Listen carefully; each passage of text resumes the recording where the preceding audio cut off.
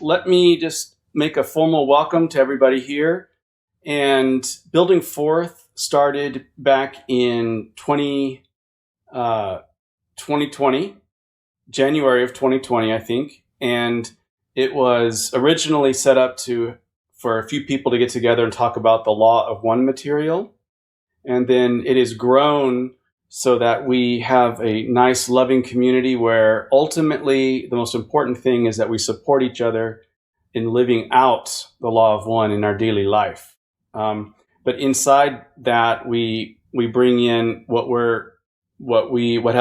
has formed us, things like A Course of Love, Christian scripture. Some of us are theologians and even Christian pastors, and some of us are smorgasbord of different faith traditions, and we have different demographics all over the place. So it's a place that we try to unite in one heart. Building Forth is building forth density, building forth chakra, the open heart, and also building forth as in FORTH, building forth on our journeys, and we support each other in that. So everybody's welcome here. I just want to give a little overview about how it's going to roll out. And tonight is presentation night. And so Dan is going to give us this presentation on A Course of Love. And I'd like to formally welcome Rudy is here. You're coming from California. Yeah? Yes, I am. Hello. And again, we have Corley in España with an acento. And we've got new people. Glad is from, you're in Arizona, correct? And Mari, you are living in Minnesota, where I think it's cooler. Yeah, welcome. Yeah. So we are going to, we always open up. It's a high magical kind of thing that we do here. And so we always open up with an invocation, and then we close with a closing prayer.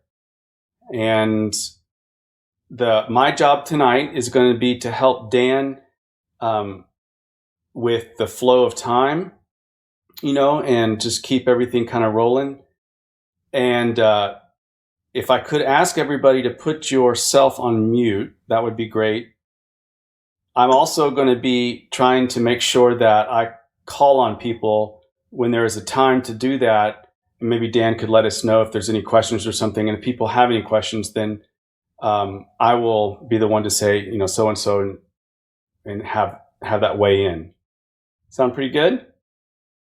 Okay. And Dan, just lastly, if you don't have anybody to close us out, do you have anybody to close us out?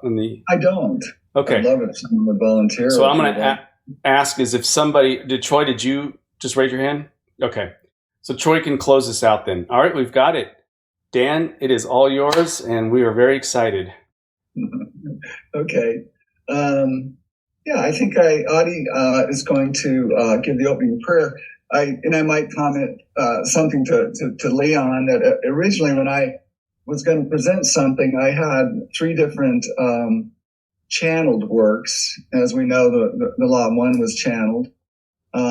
Three additional channeled works that I had come across, and Troy had recommended the Law of One to me when he realized I had an interest in those. And I thought I was going to do some on Paul Selig, and Leon has mentioned him, and I think a few other people know him. And then another book called Oneness. And as I got into it, it was a huge undertaking I was taking on. So I brought it down to A Course of Love, and even limited it to three kind of main ideas that I thought were important. And we may only get through one of them tonight. I'm more interested in, having some sharing about how people might see who don't know about Course of Love, but might recognize certain themes that they might say, that's very similar to the Law of One, or you may see some differentiation. And if we have some time, we could do some sharing on that. Before Adi reads the prayer, by show of hands, how many people are familiar with Course of Love, have come across it? Leon, a little bit. Barbara, I see your hand go up. Okay. Well, I'll give a disclaimer in the beginning. Mari and Coralie, Mari received the Course of Love, so she was actually received the channeling, and Coralie's done the translation. And a disclaimer is that they've not approved everything I'm saying here, so it's kind of my interpretation. So I'll just say that. So, okay. Okay, you ready? Yeah. Okay, if everyone could close their eyes and take a couple deep breaths. And I'm going to lead us in the opening prayer. The light of God surrounds us. The love of God unfolds us. The power of God protects us. And the Spirit of God watches over us. Wherever we are, God is. So be it. Silently set the intention that you are only open and receptive to those energies and information that are for your highest good, in the perfect amounts needed for your healing and evolution at this time. Amen. Thanks, Heidi. Just do the screen share here. I'm going to jump over here now. Okay, thank you. Okay. All right. So, A Course of Love was received by Mari Perron between 1998 and 2001. I don't know how many of you are familiar with A Course in Miracles, but Mari was a student of A Course in Miracles, and this was received from Jesus, who also is who gave A Course in Miracles back in the mid-60s.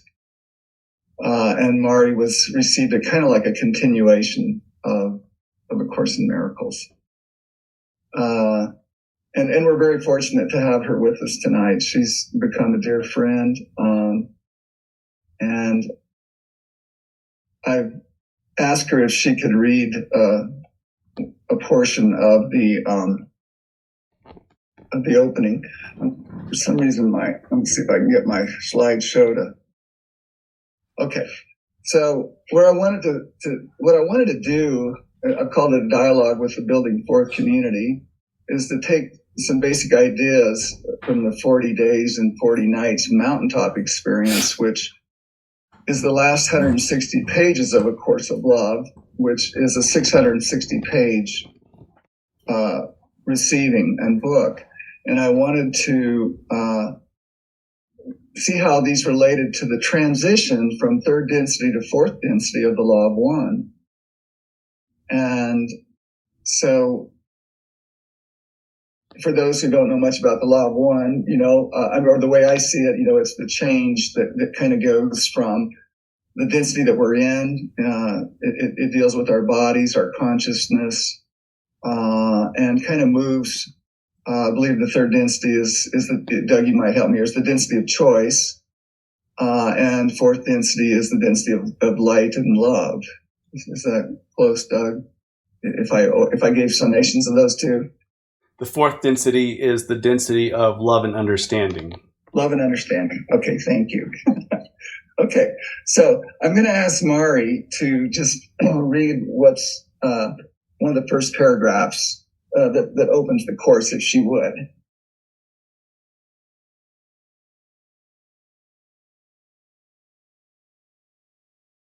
And Mari, I can't see anyone when we screen share. You might be on mute, Mari. Okay, there we go. Got it. You are, as you read these words, as much a receiver of this dialogue as she who first hears these words and transfers them to paper. Is a piece of music not received by you, even with maybe one of thousands or millions who hear it? Does it matter who is first to hear the music? This is, in truth, a dialogue between me and you. Wish not that the way of the transcriber of these words were the way for everyone, and think not that to hear directly from the source is different than what you do here. Okay, thank you, Mari. And Coralie, can you then read the introduction? It's about a page and a half.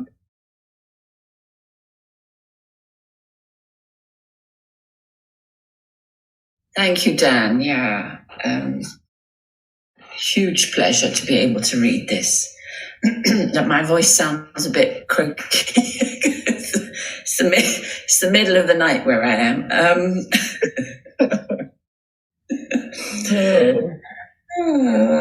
I just thought, well, I mean, there are many nights when I'm awake around this time, so why not be up and gathering with like minds and like hearts. The introduction.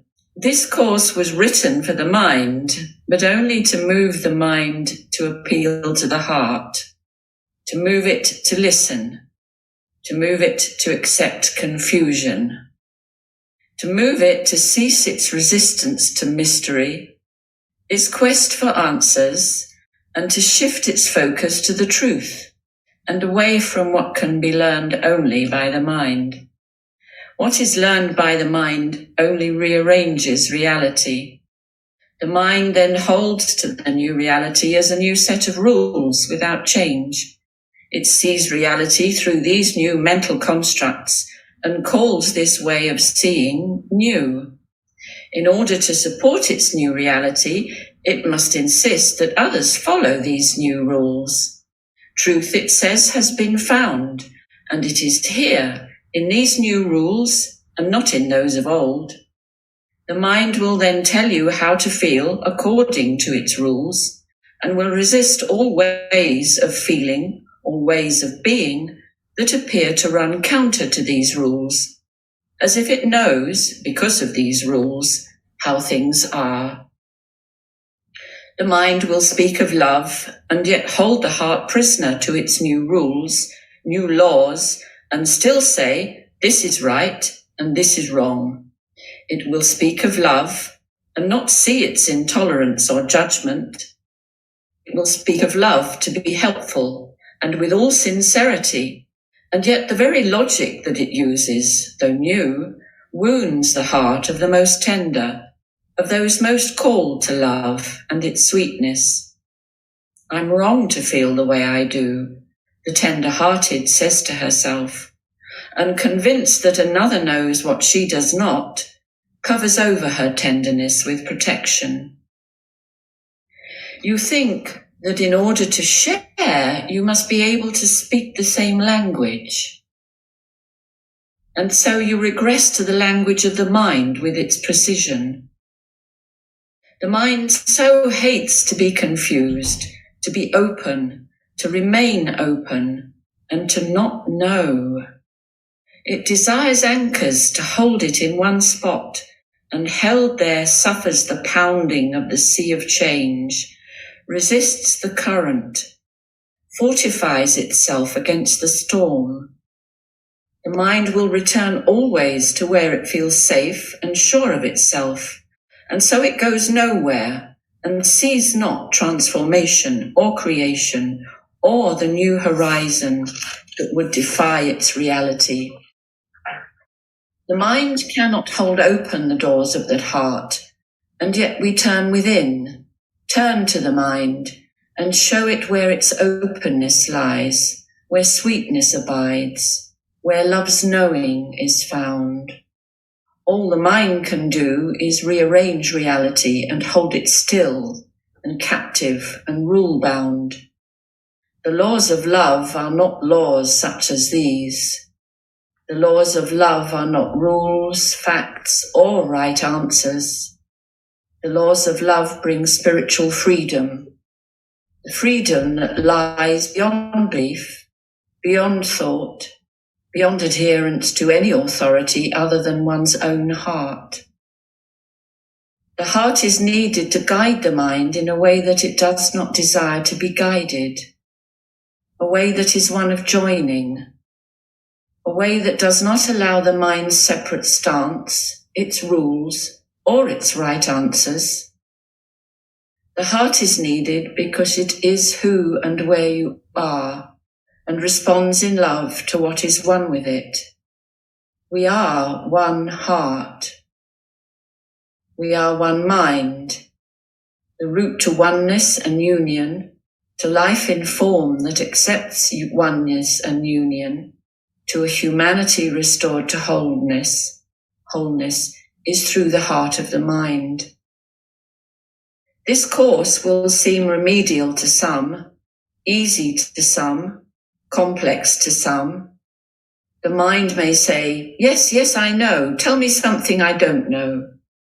The mind may reel at contradictions, cling to known truths, compare this wisdom to other wisdom. The mind will attempt to understand with its own logic and fight the logic of the heart.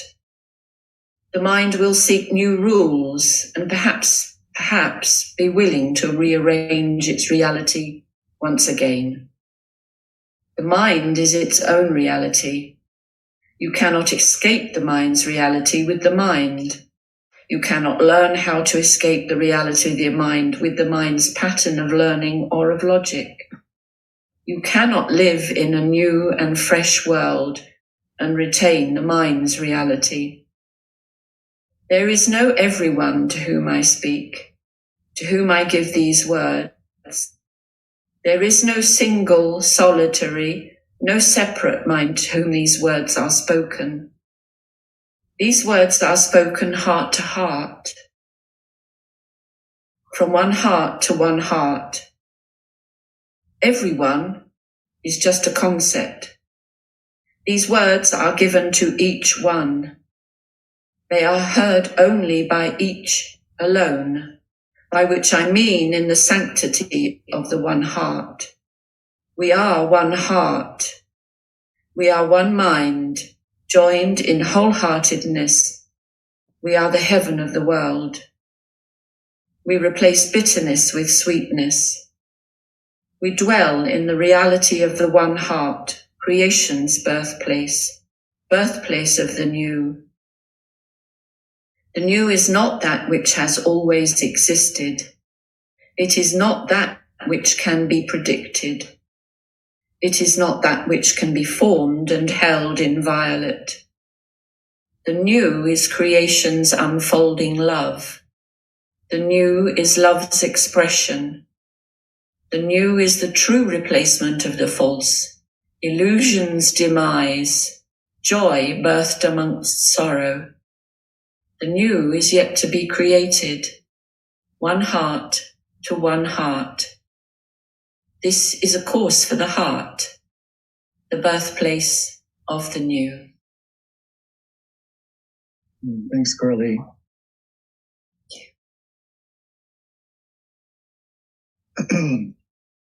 So the next thing I wanted to do is talk about a creation story and invite everyone to maybe think about what their creation story might be. I think we all have one, whether we ever formulate it in writing and such.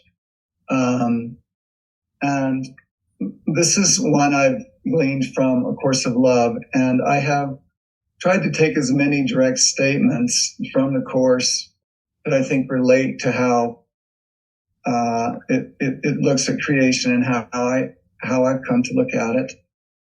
And it may seem a bit metaphysical in some points, but I think it's important to kind of know where we come from and kind of then know where we're going. So kind of in the beginning, the infinite creator is in unity with everything and no thing. The all of everything is unknowable. To be the all of everything would be to not exist. The one infinite creator extends love, creating a separation to know herself and to be known. This extension of divinity into form happens, a duality necessary for knowability and relationship. The knower and known are as father, mother, and son, daughter, God and humankind. Only what exists in relationship knows that it exists. The Creator knows herself in her extension into human form, a necessary degree of separation of unity for one to know another. Yet humankind experiences this as traumatic aloneness. Fear comes into creation, and thus the illusion of separation becomes the veil of forgetting. Separation in truth would be not to exist. Separation into form, had it occurred within the realization of continuing relationship, would not have been cause for fear. Adam and Eve represent your birth into form. I represent your birth into what is beyond form, to the realization of paradise and of your true self and true home, in a form that will take you beyond time to eternity. So this story is important to me because it talks about originally coming from a unity with the infinite Creator, and then we became extensions of this, and was a way that God could know herself, himself. And one of the things, of course, of love did for me was to begin to understand more deeply my true identity as a divine being. Having a human experience, I think I spent most of my life feeling like I was an alienated kind of human trying to come to know God. And to have that reversal all of a sudden, to realize, oh my gosh, I'm a divine being having a human experience was very powerful for me. And that's kind of what I wanted to portray with the creation story. So, to try and give an example maybe of what it was like when we, as a collective whole of humanity, went through this separation so that we could be known and extend, as God in form. When this fear came in, I kind of liken it maybe to the same thing we go through at birth, where we're in union in our mother's womb, and we go through the birthing process, and what the traumatic thing that is to go through the birthing canal and then out into a whole different world, and still feel a union with our mother, but at some point we have a sense of our own identity, and we're here and mother is over there. And I think metaphysically, when that happened for us, fear came in and we felt separate.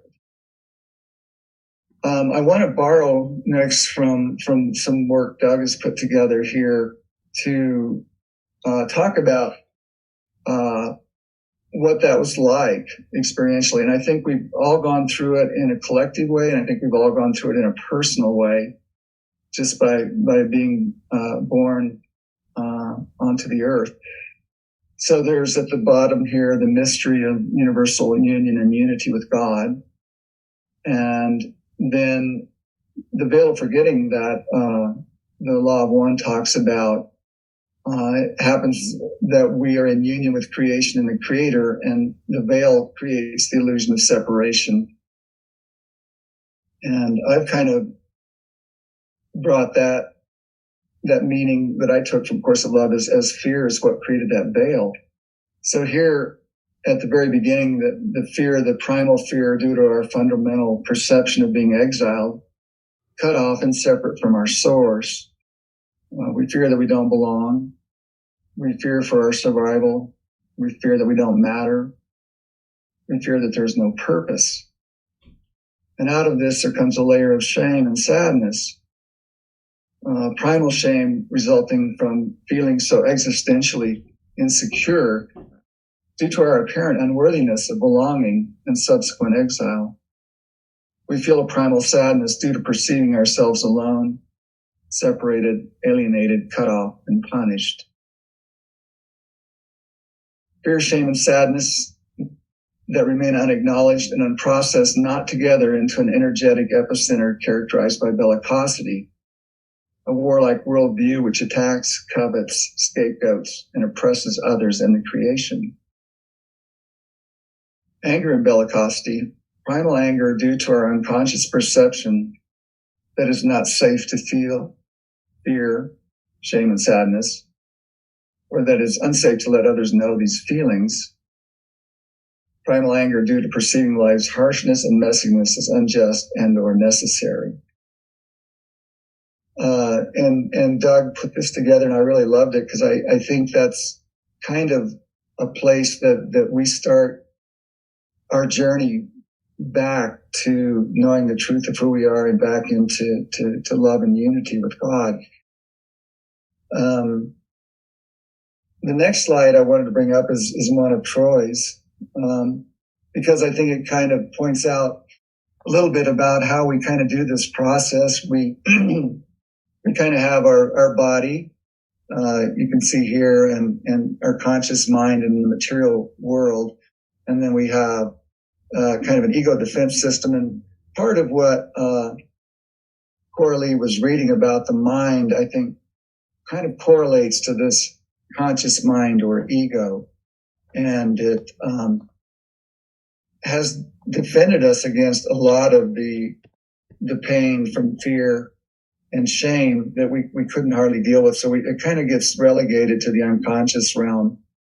And, it's personal memories in the womb, childhood memories before we had a language even to attach to them. These things are even carried with us at a cellular level. And so people like Dr. Caldwell work with folks, and Doug is also a therapist, to try and lovingly open the door to begin to integrate these things. Because from what I've seen in the courses that I've read that are channeled and in the raw material, as we begin to move forward into love and back into unity, we these things cannot be left behind. They are parts of ourself, and they are created creations, and we need to integrate them in through love and acceptance.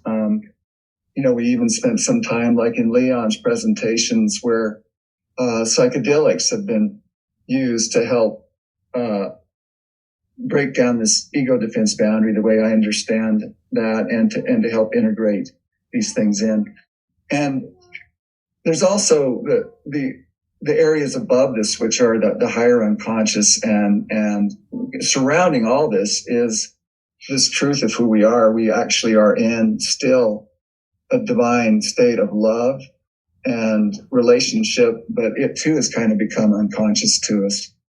And that's kind of the veil of forgetting. So through this work, it kind of takes a process of moving upward into this place where we find this central archetype of the self spirit, the transcendent self that Course of Love refers to as the true self, that is still in union with our divine creator. I'm wondering if I might just pause a moment here. Well, first for some reason, I'm not able to get my slides to go down. Let's see. Get that to go down. I'm going to move this over where I can get to it. Okay, sorry. Right. First, let me look at this overview with you. And because this is where I wanted to begin this return to unity. And the three things I've taken from A Course of Love are acceptance, which I know the raw material says a lot about acceptance. Acceptance of yourself as a divine being having a human experience. The development of access to unity, to a reunion of a being in relationship with the divine creator and with all the creations, from first density, second density, to third density, which would include, all of creation. And then the third thing was the differentiation and individuation into unity, which I've called our form of service to others. I don't know that we'll get past acceptance tonight, but I can come back to the slide in a little bit. So that's kind of a lot. I would be interested in, Doug, you may be helping us just get a little input back. I might stop share just for a minute, just so we can see each other and see if there's some sharing here for a moment, Doug. Sure. Did you want me to weigh in on the law of one's understanding of acceptance really quickly? Yeah, that would be great. Yeah, and if you want to add anything to the slide that I had up of yours a moment ago too. Yeah, give me 30 seconds on that one. After 22 years of being a counselor and then also doing a lot of just looking at the law of one and different materials, it seems to me that the veil of forgetting that is in place between our consciousness and unconsciousness, the byproduct of that is what I'm calling the primal skin of human suffering. And it's the sense that it follows through with the different layers of the skin, like we have different layers on our epidermis and dermis and whatnot. And men tend to not be very comfortable with fear or with shame and sadness because of often of our cultural upbringing, but we know how to do anger. So when I'm dealing with men in anger, let's say in my counseling practice, if we solve the anger problem or look at it, there's always going to be this layer below that of the shame and sadness. And then below that would be the fear.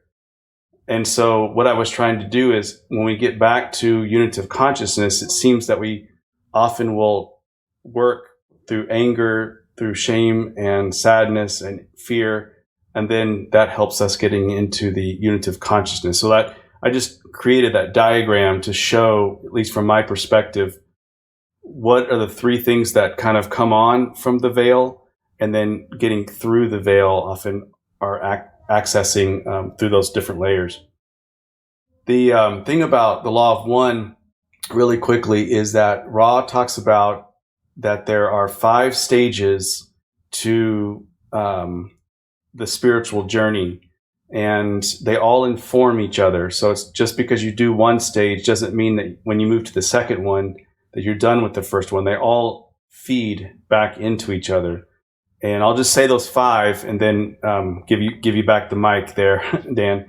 But the first one is to know yourself, to really know yourself. The second one is to accept yourself in all the ways that we're capable of in that moment with as little denial as possible. The third one is to forgive the self. The fourth one is to seek balance. And often how I understand the balance, if I apply the lens of psychotherapy, is it's balance in terms of often setting boundaries if needed with other people, or maybe doing some levels of restitution if I need to seek forgiveness from somebody else. And there's also energetic balances that are done. And then that leads us into opening ourselves up to more love, more of this love and light. And of course, that often always comes back down to knowing ourselves. They feed into each other. So acceptance is super important. And that is where a lot of us are having problems with in terms of the individually and globally, is being very honest with our disintegrated states internally. So thank you, Dan.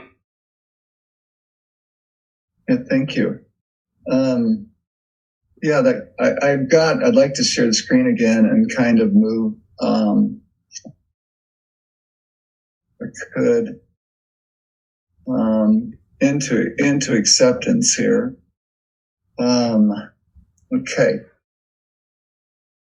Now, I'm kind of reading these, but one of the reasons I wanted to do that was just give you the flavor of most of these words or what Jesus spoke in the Course, instead of putting them all into my own words.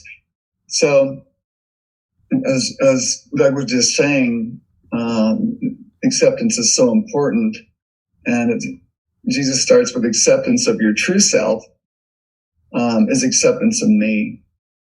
Acceptance of yourself is acceptance of your inheritance. This capital self is the transcendent self that I showed on Troy's diagram. It is the unique extension of God that is each of us uniquely. This self, as we each have a true self that's our own uniqueness, and that true self is still in union. And coming to know this part of ourself is part of how this true self manifests more fully in us on earth, with the idea, which is different to me, not of me necessarily leaving earth or of finding some way of achieving this union in a mental way back with God, but that God comes to manifest through me as the individual that I am. So acceptance of yourself is acceptance of your inheritance, which is that you are a divine being. Now is the time to come into full acceptance of the human self as well as the self of unity. It is time for the final merging of the two into one self, the elevated self of form, the recognition and emergence of the one self within the self of form. For me, this has to do with the law of one, this movement we're talking about from third to fourth density. What that looks like, I don't know. Where we're at in that process, I don't know. I believe that Ross says the Earth is now ready to host fourth density life. So this idea of the elevated self of form, and I apologize to Mari. Mari, you like to use the spacious self, but when I took some of these writings out, it began with the elevated self of form, and we may have some time down the road to talk about the spacious self also, but they're very similar. The next part is willingness is now upon humankind. If you do not accept yourself, all of yourself, you cling to suffering. Acceptance of self brings love, which supports life in form and is life generating. Bodies will thus regenerate rather than degenerate. Regeneration is a condition of the time of acceptance. In the time of acceptance, time is replaced by presence. Presence is the ability to remain in acceptance. Acceptance is the replacement for learning, and union replaces separation. Acceptance is an active state in which you are in a relationship beyond learning. It is in truth a state in which you enter into an alternative reality, the reality of union. Active acceptance allows the great transformation from life as you have known it to a death of the old life to a rebirth of new life, a life-giving resurrection to the elevation of the self of form. Form is the ultimate expression of the power of creation, and the body is the given form. The perfect form for learning is now being transformed into the perfect vehicle for the realization of the elevated self of form. You are not meant to lose the experience of the self of form. This goes forward eternally in oneness. Now, this is many times I feel just way over my level of experience in life, and then there's times it really speaks to me and encourages me on this journey. I know at times we talk about how to be in present moment awareness. I like the middle line here that in the time of acceptance, time is replaced by presence. And I see presence as this re-experiencing unity, those moments that are just timeless. And to stay in that is the ability to remain in acceptance. I'll turn mine down if you'll turn yours down. And so when we move out of acceptance, I think we move into back into our suffering, our pain, back into judgment. Hang on, Dan. Troy, Gwen's going to have to put hers on mute. It was on mute, I thought. Thank you. Appreciate it. Yeah. So once again, I'd like to, pause a minute, and because I think these are, concepts that are not concepts. I mean, this is an invitation into a new way of life. And I think that's what we're trying to do when we talk about, building forth density. And it also in this time that feels like it's an accelerated time on Earth that's really accelerating our time, our ability to do this. So I want to, Doug, not to put this back on you again, but I would be interested. I know that also in the raw material, there is a lot about space-time and time-space. There are things about learning, like learn, teach, and teach, learn. And what Jesus is starting to try and move us into is out of this mind form of learning and more into acceptance as a beginning to experience more of what is.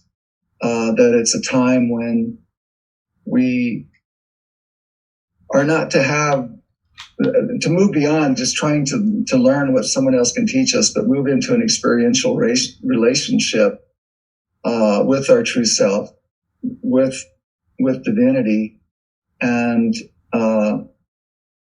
begin to let that express through us, which we can't learn. We can't really be taught. A lot of the ideas, for instance, in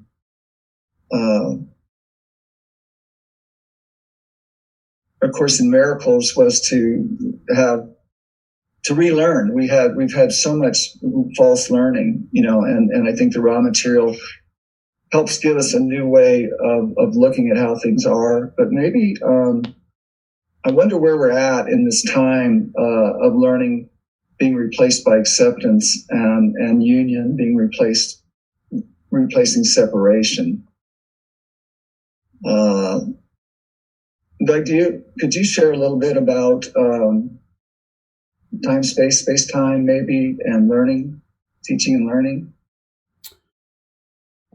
Sure. I wonder if I could pivot to Diana, but you certainly don't have to, Diana. But would you like to weigh in on space-time and time-space?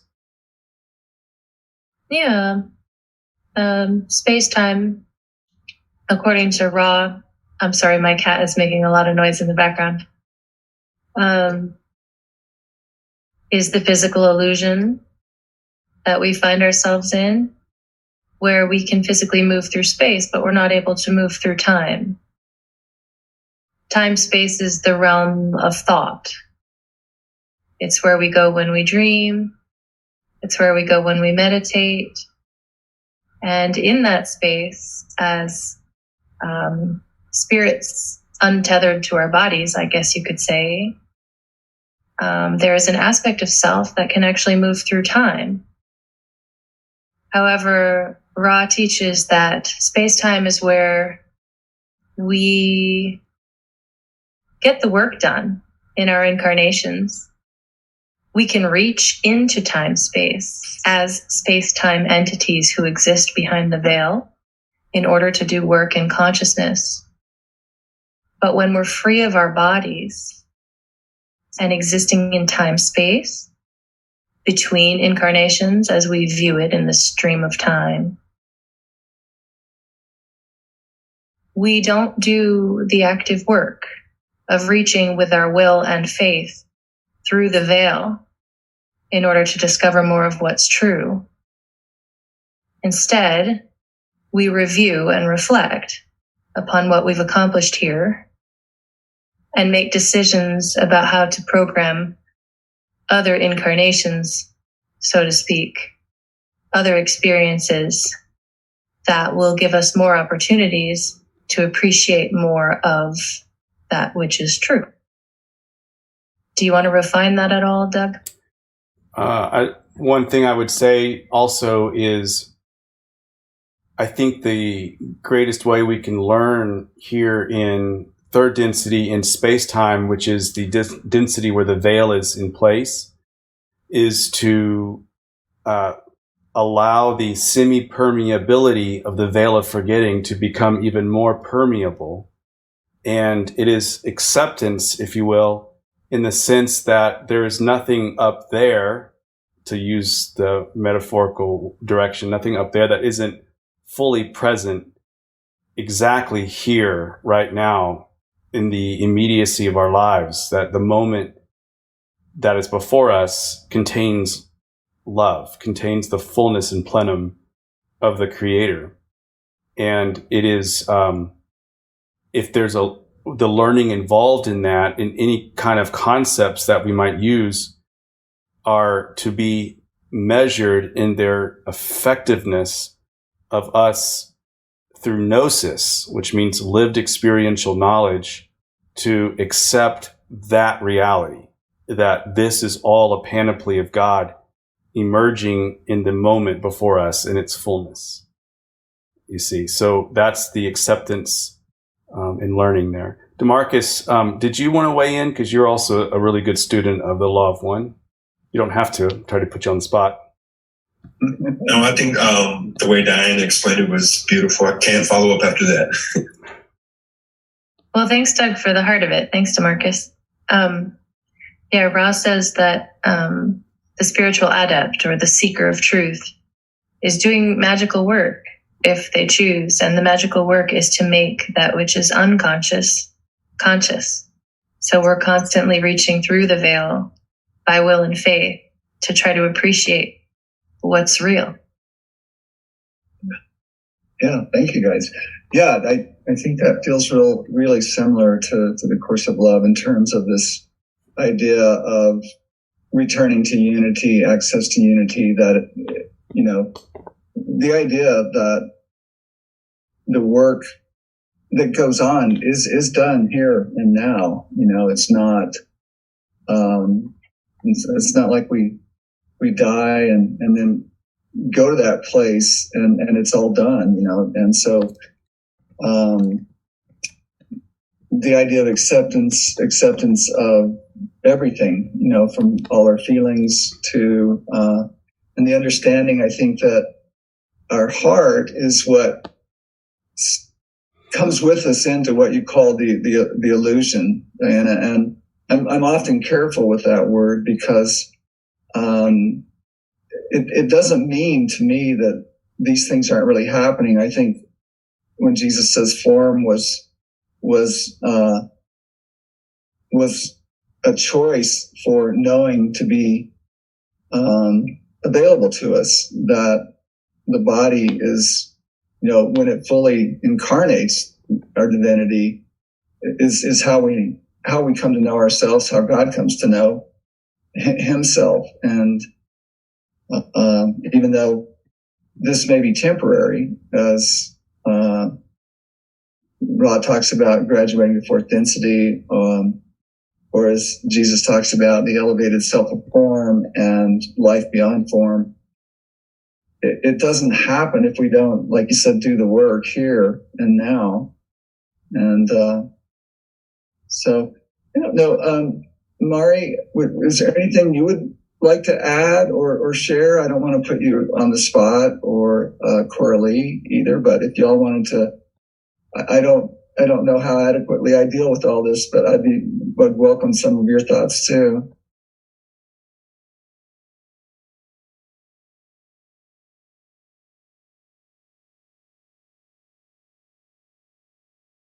Can you hear me okay, Mari? Oh, you're still muted. And if you don't want to say anything, that's fine too.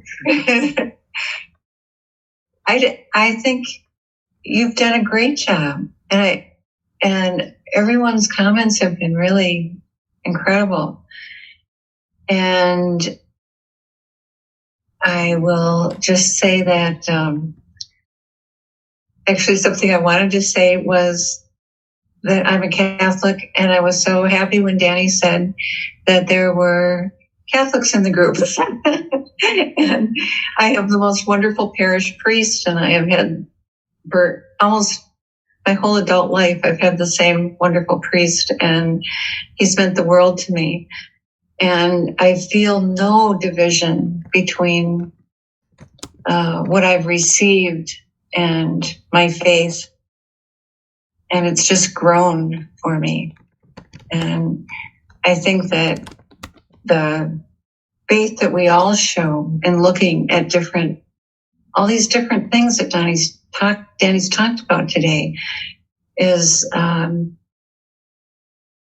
ability to question and to go further. I think that's just wonderful. So thank you for having me today. Yeah, thanks, Mari, for joining. Coralie, would you like to add anything? Yeah, funnily enough, this evening for me, a few hours ago, we had our weekly Course of Love reading group in Spanish. We've been going for 2.5 years now, at a chapter a week. And I was talking about acceptance. It wasn't specifically in the chapter we were in. And it was something that came through very strongly. So I'm very struck on this, that you have brought that in, although I'm aware it's something that is becoming increasingly prominent in these circles. Acceptance of everything, acceptance of all our feelings and of all the parts of us. There is also, I think maybe it's on your slide, one of your slides, acceptance being receiving, and it came through to me very strongly this afternoon with the group. It's actually accepting that truth. It's not necessarily, it's as well as accepting all the sort of odd bits of us that we don't like and we usually deny, but accepting and receiving the divine in us that comes through us, at making, and this is when Mari talks about the spacious self, having the space in ourselves, making the space so that this divinity and this creation of the new, we receive it, it comes through us. And it obviously has nothing to do with the mind, because there's no way the mind can even begin to grasp what that means. And it was just, this is the thing about A Course of Love. It is such a powerful feeling. It's an energy, certainly translating it is an energy that is just beyond words. And as you can tell, I could go on, but I'm aware of the time. Thank you, Dan. Well, Troy, I know you volunteered to close and it's almost there, but I sure would like you to, and I'd like to really acknowledge Troy with his co-leadership with Doug, bringing this group together, and what an amazing man he's been in my life, and his wife Gwen too. They both sure took me in at a time in my life when I was trying to put my life back together many years ago, 1987. But Troy, yeah, could you say a few things before you close us out? Well, this is a group full of empaths, and I ain't one. But I love you guys. I'm a science guy. And, I feel very graced, and I attribute it to my mother that, I've just been able to accept myself most of my life. And that's a very raw thing. And it's a very big grace to do that. And I know that so many empaths struggle with that. And I just want to say, I love you all. You all love your all selves too. And Ross says, do it. So do it.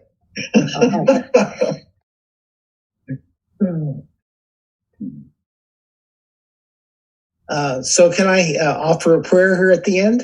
Thank you, Danny, for leading us in this, and thanks for everyone's participation. Yeah, thank you. Appreciate everyone being here tonight. Thank you so much. And just a really quick thing, Troy, before you go.